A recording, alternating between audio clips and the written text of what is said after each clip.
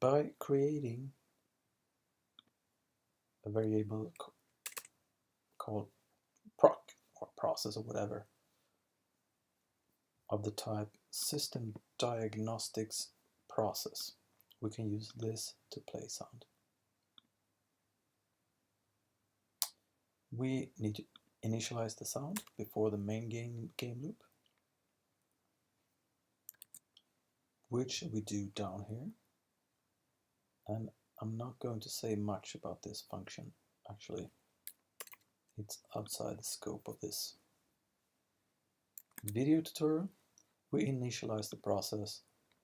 We set an enable racing events to false and sets file name to AFPlay.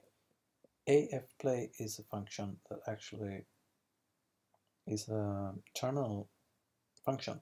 So by using this, we're actually writing a terminal command to play a sound.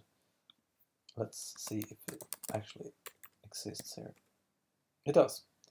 Okay, as you saw, I already have, for example, a game over VAV. So if I type AFPlay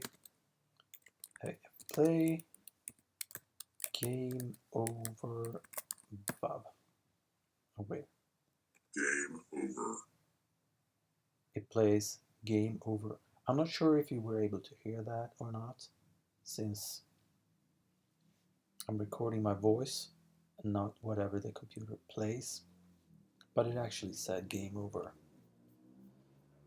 Okay, by using this, I can play a sound whenever I move. Whenever I move direction, it will be a click sound.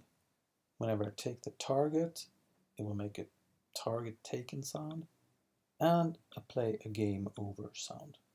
So let's enable these functions.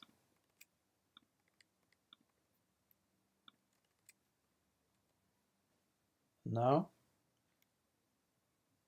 whenever I move in the read keys, we want to play the click sound. Whenever a target is hit,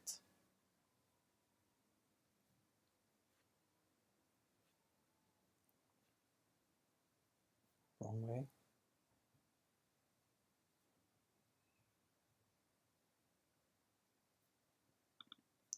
We update the score and we play a score sound.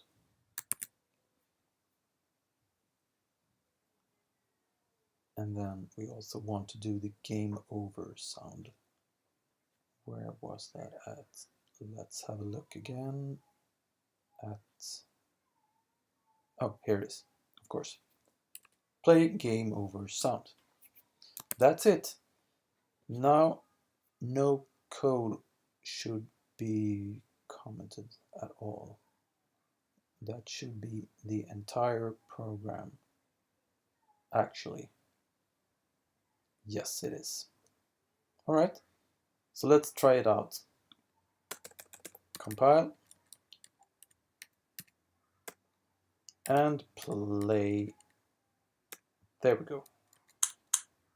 All right, so it makes a click when I move my snake around.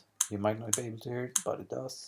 And then we have a target taken sound, which is another sound, as you can hear also. Possibly, I'm sorry. And if I hit a wall, it will play a game over sound. Game over. That's pretty much it.